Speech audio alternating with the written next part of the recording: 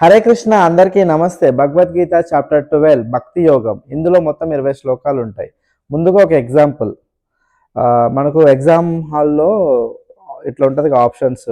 ఈ కింది వాటిలో ఏదైనా ఒక దానికి సరైన సమాధానం రాయండి అని ఆప్షన్స్ ఉంటుంది కదా. అందులో 2 క్వశ్చన్స్ ఉన్నాయన్నమాట. ఆ 2 క్వశ్చన్స్లో మీరు ఏ క్వశ్చన్ చూస్ చేసుకుంటారో నాకు చెప్పండి. ఒక పిక్చర్ ఇచ్చేసి ఒక ఇమేజ్ ఎట్లా అంటే ఒక గుర్రం ఒక నది దగ్గర నీళ్ళు తాగుతున్నట్టు చుట్టూ చెట్లు ఉన్నట్టు ఒక ఫోటో ఉండి ఆ ఫోటో గురించి 4 లైన్లు డిస్క్రైబ్ చేయమని క్వశ్చన్ ఉంటుంది first question. Or second question ఏ ఫోటో ఉండదు, జస్ట్ ఒక రైతు గురించి 4 లైన్స్లో రాయండి అని ఉంటుంది. ఈ రెండిట్లో మీరు ఏ క్వశ్చన్ చూస్ చేసుకుంటారు రాసుకోవడానికి? నేనైతే ఫస్ట్ క్వశ్చన్ చూస్ చేసుకుంటాను. ఎందుకంటే ఆల్రెడీ మన దగ్గర ఒక పిక్చర్ కనిపిస్తుంది, దాన్ని బేస్ చేసుకొని 4 లైన్లు ఈజీగా రాయొచ్చు. ఈ చిత్రంలో ఉన్న జంతువు పేరు గుర్రము, అది తెల్ల రంగులో ఉంది, అది నది దగ్గర నీళ్ళు తాగుతుంది, చుట్టూ పచ్చటి పొలాలు ఉన్నాయి అనేసి 4 లైన్లు రాయొచ్చు. అదే అసలు ఏ పిక్చర్ లేకుండా ఫార్మర్ గురించి రాయంటే ఏం రాస్తాం? ఫార్మర్ విల్ డూ ఫార్మింగ్, ఒక రైతు పొలం పని చేస్తాడు. దాని తర్వాత ఇంక మనం ఆలోచించాలి. రాయొచ్చు, టాలెంటెడ్ పీపుల్, మంచి నాలెడ్జ్ ఉన్న పీపుల్ రాయొచ్చు. మోస్ట్ ఆఫ్ ద పీపుల్ ఏ చూస్ చేసుకుంటారు ఈ 2 క్వశ్చన్స్లో? ఫస్ట్ క్వశ్చనే కదా. సో ఈ చాప్టర్లో ఫస్ట్ క్వశ్చన్ ఏమడుగుతున్నాడంటే అర్జునుడు శ్రీకృష్ణుడిని ప్రీవియస్ చాప్టర్లో విశ్వరూప దర్శనం చూసిన తర్వాత, సాక్షాత్ శ్రీకృష్ణుడు స్వరూపం చూసిన తర్వాత అర్జునుడికి కన్ఫ్యూజన్ వచ్చింది. ఏం కన్ఫ్యూజన్ వచ్చిందంటే, శ్రీకృష్ణ నిన్ను ఆకార రూపంలో కొలవాలా లేకుంటే నిరాకార రూపంలో కొలవాలా? అంటే విగ్రహ రూపంలో నేను ఆరాధించాలా లేకుంటే నువ్వు ఫామ్లెస్ అని చెప్పావు కదా, సర్వాంతర్యామి కదా, అట్లా కొలవాలా? Path of devotion is better or path of knowledge? జ్ఞానయోగం మంచిదా లేకుంటే భక్తి యోగం మంచిదా? ఈ రెండిట్లో ఏది ఈజీ, ఏది బెటర్? ప్లీజ్ ఎక్స్ప్లెయిన్ చేయి, ఈ కన్ఫ్యూజన్ తట్టుకోలేకపోతున్నా కృష్ణ అని అర్జునుడు అడుగుతుండు ఫస్ట్ ఫ్యూ శ్లోకాస్లో. దెన్ కృష్ణుడు ఇమీడియట్గా రెస్పాండ్ ఇచ్చిండు. ఏమంటుండు? జ్ఞాన మార్గము ప్లస్ భక్తి మార్గము 2 మోక్షానికి దారిలే, కానీ జ్ఞాన మార్గం కన్నా భక్తి మార్గం అనేది చాలా ఈజీ, సింపుల్, ఈజీగా రావడం కోసం. ఒక విగ్రహ రూపంలో కొలవడమే సింపుల్. నిరాకార రూపం అంటే అష్టాంగ యోగ పద్ధతికి ఉన్నన్ని అంత నాలెడ్జ్, అంత డెడికేషన్, అంత స్ట్రాంగ్గా ఉండాలి. ఆసనాలు, యోగా, మెడిటేషన్, కాన్సన్ట్రేషన్, మన ఇంద్రియాలన్నీ కంట్రోల్లో ఉండి పూర్తి భక్తి భావంతో నిమగ్నమే చేయాల్సినంత డెప్త్గా ఉంటుంది పాత్ ఆఫ్ నాలెడ్జ్. సో భక్తికి ఇవన్నీ అవసరం లేదు. మంచి కర్మలు చేస్తూ, ఒక మంచి యాటిట్యూడ్ తోటి, మంచి మనస్తత్వంతో చేస్తున్న కర్మలు భగవంతుడికి సమర్పించుకుంటూ, భక్తి భావంతో నీకు తోచిన విధంగా భక్తి, నీకు కీర్తనలు చేయడం వస్తే కీర్తనలు, భజన చేయడం వస్తే భజన, మంచిగా వంట చేసి నైవేద్యం పెట్టడం వస్తే అట్లా, ఏం రాదా ఎవరన్నా అదే పడి పూజ లాంటిది వ్రతాలు చేస్తే వెళ్ళి కూర్చొని భగవంతుడి గురించి వినడం, అది కూడా భక్తి యోగం కిందకే వస్తుంది. సో భక్తికి చాలా మార్గాలు, చాలా సింపుల్ ఈజీ స్టెప్స్ ఉంటాయి. భక్తి మార్గమే ఈజీ అర్జున అనేది శ్రీకృష్ణుడే కన్ఫర్మ్ చేసి చెప్పిండు. కానీ అట్లా అని చెప్పేసి జ్ఞాన మార్గం వదిలేమని చెప్పలేదు. ఇప్పుడు ఒక ఫ్యామిలీలో 2 టైప్స్ ఆఫ్ కిడ్స్ ఉంటారు. ఎలా అంటే, ఒక పెద్ద కొడుకేమో మంచి టాలెంటెడ్, నాలెడ్జ్, క్లాస్లో ఫస్ట్ ర్యాంకు, స్పోర్ట్స్లో ఫస్ట్, పేరెంట్స్ అంటే మంచి రెస్పెక్ట్ ఉంటుంది, మంచి లవ్ ఉంటుంది. సెకండ్ కొడుకు ఎట్లా అంటే వాడికి నచ్చిందే చేస్తాడు, వాడికి చదువు సరిగ్గా అవ్వదు, కానీ పేరెంట్స్ అంటే మస్తు లవ్, ఎప్పుడు తల్లిచాటు పిల్లగాడే. వాళ్ళ అమ్మ కూరగాయలకు పోతే హెల్ప్ చేస్తాడు, ఇంట్లో హెల్ప్ చేస్తాడు, వాళ్ళ నాన్నకి పొద్దున్నే బండి తోడ్చి పెడతాడు. వాడికి పేరెంట్స్ అంటే మస్తు లవ్ ఉంటుంది. పెద్దోడికేమో మంచి నాలెడ్జ్ ఉంటుంది, చిన్నోడికేమో ప్రేమ ఎక్కువ ఉంటుంది, గారాభం ఎక్కువ ఉంటుంది. ఈ ఇద్దరిలో పేరెంట్స్కి ఎవరి మీద ఎక్కువ కన్సర్న్ ఉంటుంది? మీరు రేసుగుర్రం మూవీ చూసిరా? రేసుగుర్రం మూవీలో వాళ్ళ అన్న రామ్ మంచి నాలెడ్జ్ చదువుకొని పోలీస్ ఆఫీసర్ అవుతాడు, రాముడు లాంటి అబ్బాయి. చిన్నోడు లక్ష్మణ్, అల్లు అర్జున్, నచ్చినట్టు ఉంటాడు, నచ్చినట్టు చేస్తాడు, కానీ పేరెంట్స్కి ఏదైనా ప్రాబ్లం వస్తే ముందుండి ఫైట్ చేస్తాడు. సో పేరెంట్స్కి ఇద్దరు సమానమే పిల్లలు, కానీ ఎవరి మీద ఎక్కువ ఫోకస్ ఉండే తనికెళ్ళ భరణికి? చిన్నోడి మీద ఉంటుంది కదా, అయ్యో చిన్నోడు ఎట్లా, వాడు ఎట్లా లైఫ్ సెటిల్ అవ్వాలి, పెద్దోడు అంటే చదువుకోండు, మంచి నాలెడ్జ్ ఉంది, జాబ్ ఉంది, వాడు సెటిల్ అవుతాడు, చిన్నోడి గురించి ఉంటుంది కదా పరిశాను. సి బా దేవుడికి కూడా భక్తితో ఉన్న వాళ్ళ మీదనే ఎక్కువ ప్రేమ ఉంటుంది అనేది ఒక example. So let me get into the chapter exact what Srikrishna explain. చాలా బ్యూటిఫుల్ చాప్టరు, చాలా చిన్న చాప్టరు, అందుకే ఎక్కువ టైం ఎగ్జాంపుల్ తీసుకుంటున్నా. This is the last chapter about bhakti యోగం. నెక్స్ట్ జ్ఞానయోగంలోకి మనం ఎంటర్ అవుతాం అనమాట. శ్రీకృష్ణుడు ఆల్రెడీ డిక్లేర్ చేసాడు భక్తి యోగమే చాలా సింపుల్, కానీ ఇందులో 13 శ్లోకం నుంచి 20 శ్లోకం వరకు ఒక భక్తుడికి ఉండాల్సిన క్వాలిటీస్, గుణాలు, వాటి గురించి ఎక్స్ప్లెయిన్ చేసిండు. 35 గుణాలు చెప్పిండు, 35 క్వాలిటీస్. అవేంటివి అనేది డీటెయిల్గా చూద్దాం. దాని తర్వాత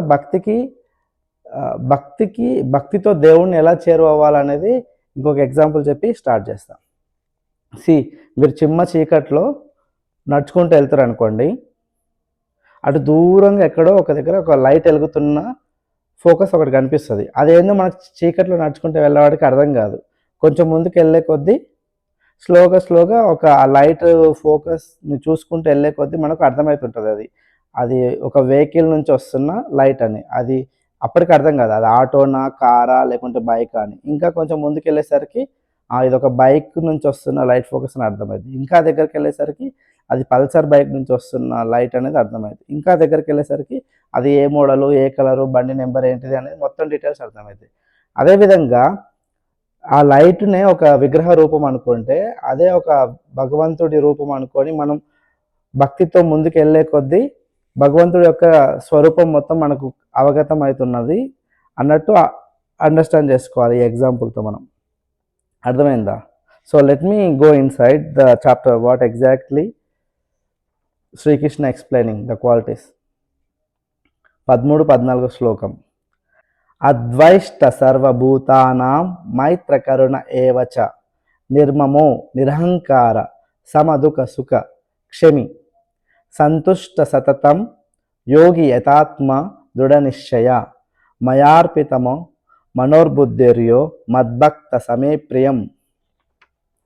ఏమంటుండంటే ఒక మనిషికి ఉండాల్సిన గుణాలు, క్వాలిటీస్, దాన్ని డీటెయిల్గా మంచిగా సింపుల్ ఎగ్జాంపుల్స్ చెప్తా. ఫస్ట్ వినయం ఉండాలి, హ్యుమాలిటీ, అంటే ప్రౌడ్గా అరగెంట్గా ఉండొద్దు ఒక భక్తుడు. అలాంటి భక్తుల్ని శ్రీకృష్ణుడు ఇష్టపడతాడంట. నాన్ వయలెన్స్, అహింస అంటే పోయి ఒకరిని కొడితేనే అహింస అని కాదు. మన మాటలో నుంచి కూడా వాడు నాశనం అయిపోవాలి, వాడు చెడిపోవాలి, వాడు ఖరాబ్ అయిపోవాలని మాటల నుంచి అహింస మాటలు రావద్దు. ఈవెన్ అవర్ థాట్స్, మన థాట్స్లో కూడా అహింస థాట్స్ రావద్దు.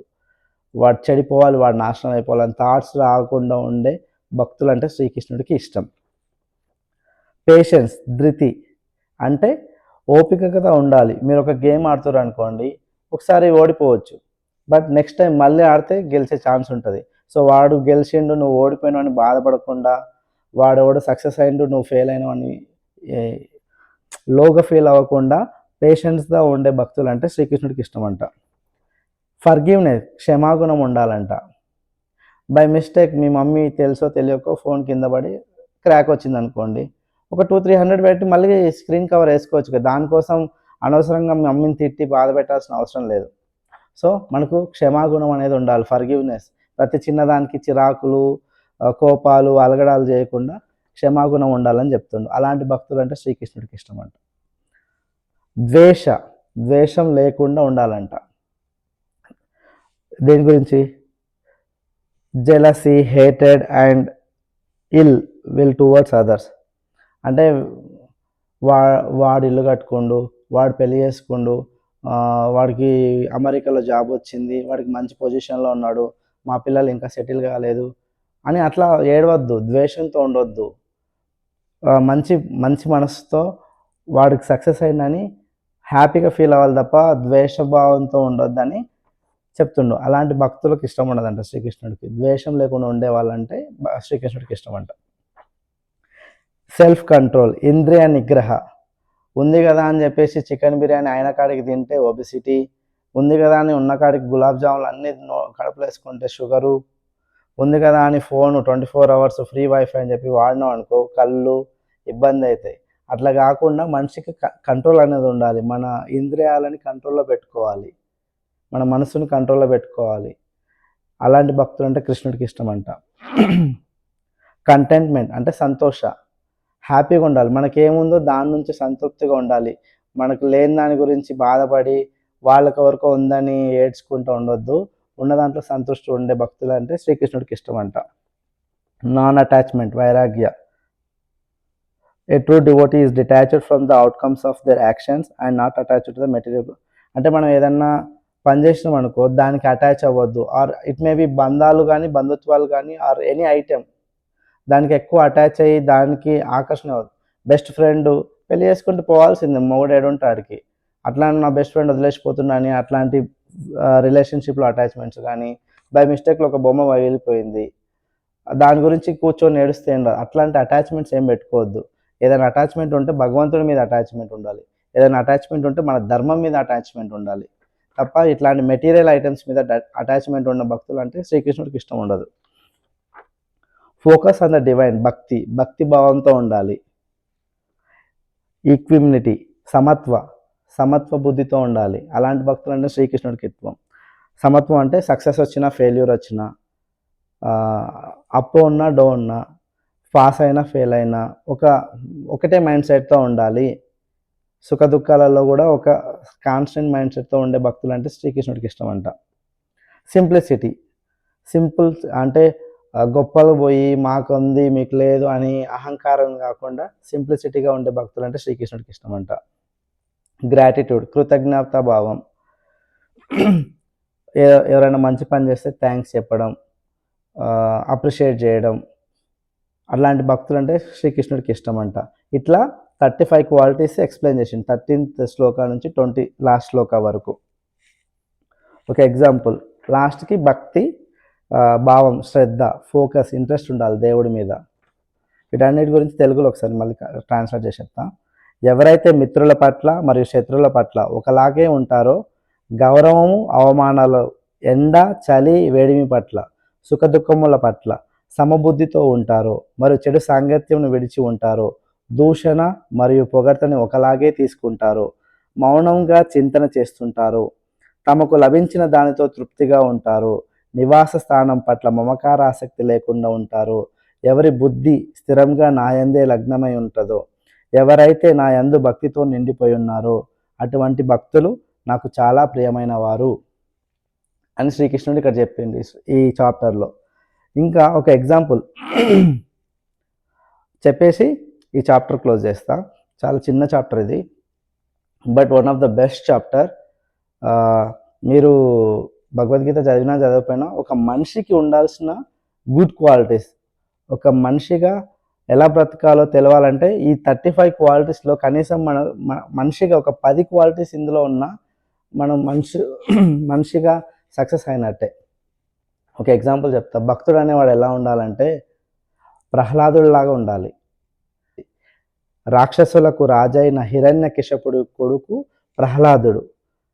ఇప్పుడు నేను ఆ స్టోరీ చెప్తే ఈ వీడియోలో ఎంత ఎక్కువ అయిపోద్ది. మిమ్మల్ని ఇప్పుడు భక్తి ప్రహ్లాద పాత సినిమా చూడమంటే మీరు ఎవరు చూడరు నాకు తెలుసు.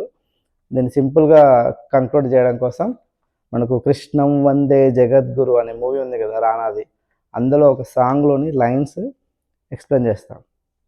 దానివల్ల మీకు ఈ చాప్టర్ మొత్తం అర్థమవుతుంది భక్తి అంటే ఎలా ఉండాలనేది. ప్రహ్లాదుడు is the one of the best devotee.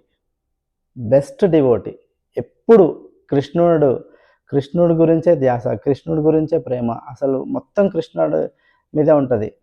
వాళ్ళ నాన్న ఎంత ఫోర్స్ చేసినా, కొట్టినా, తిట్టినా, ఆఖరికి చంపడానికి ట్రై చేసినా, సముద్రంలో పడేసినా కూడా శ్రీకృష్ణుడు జపమే చేసిండు ప్రహ్లాదుడు. లాస్ట్కి ఇద్దరు గొడవ అవుతుంటారు, తండ్రి గొడవ, హిరణ్యకశిపుడికి ప్రహ్లాదుడికి. అప్పుడు ఇట్లా అంటుంటాడు, ఆ సాంగ్లో ఉన్న లిరిక్స్ రిపీట్ చేస్తున్నా మీకు ఇంకా అర్థం అవడం కోసం. ఏడి ఎక్కడరా నీ హరి దాక్కున్నాడేరా, భయపడి బయటకు రమ్మనరా, ఎదుటపడి నన్ను గెలవగలడా ఎదురుపడి. అప్పుడు ప్రహ్లాదుడు ఈ విధంగా రిప్లై ఇస్తుండు, నువ్వు నిల్చున్న ఈ నేలని అడుగు, నీ నరాల్లో పారే నీ నెత్తుటిని అడుగు, నీ నెత్తుటిలో ఉన్న వేడిని అడుగు, నువ్వు తీసుకునే శ్వాసలో ఉన్న గాలిని అడుగు, నువ్వు నిల్చున్న నేలలోని ఆకాశాన్ని అడుగు, నీలో ఉన్న నరుణ్ణి కలుపు, హరిని కలుపు, ఇద్దరిని కలిపితే అయ్యేది నరహరి. నర అంటే నరుడు అంటే మనిషి, హరి అంటే కృష్ణుడు. నీలోనూ ఉన్నది కృష్ణుడే అనేది నీకు తెలుస్తుంది అనేది ఎక్సలెంట్ సిరివెన్నెల సీతారామ శాస్త్రి ఈ సాంగ్లో భక్తి గురించి అసలు కృష్ణుడి గురించి చాలా ఎక్సలెంట్గా చెప్పింది. ఈ ఒక్క చరణం మీరు వింటే మీకు భక్తి యోగం గురించి అర్థమవుతుంది. ప్రహ్లాదుడి గురించి తెలుసుకొని ఒక ప్రహ్లాదుడిలో ఉన్న 1% భక్తి మీరు చూపించినా మీ లైఫ్ ధన్యం అయిపోతుంది. ఈ చాప్టర్ వినగానే మీరు చేయాల్సిన ఫస్ట్ పని ఏంటంటే ప్రహ్లాదుడు అంటే ఎవరు, హిరణ్యకశిపుడు ఏంటి, వాళ్ళ తండ్రి కొడుకుల వద్ద కాన్ఫ్లిక్ట్ ఎందుకు వచ్చింది, హిరణ్యకశిపుడికి విష్ణుమూర్తి అంటే ఎందుకు ఇష్టం లేదు, కానీ ప్రహ్లాదుడికి ఎందుకు ప్రాణం విష్ణుమూర్తి అనేది తెలుసుకొని మీరు కూడా ప్రహ్లాదుడు లాంటి భక్తులు అవ్వాలని కోరుకుంటూ హరే కృష్ణ. Thank you.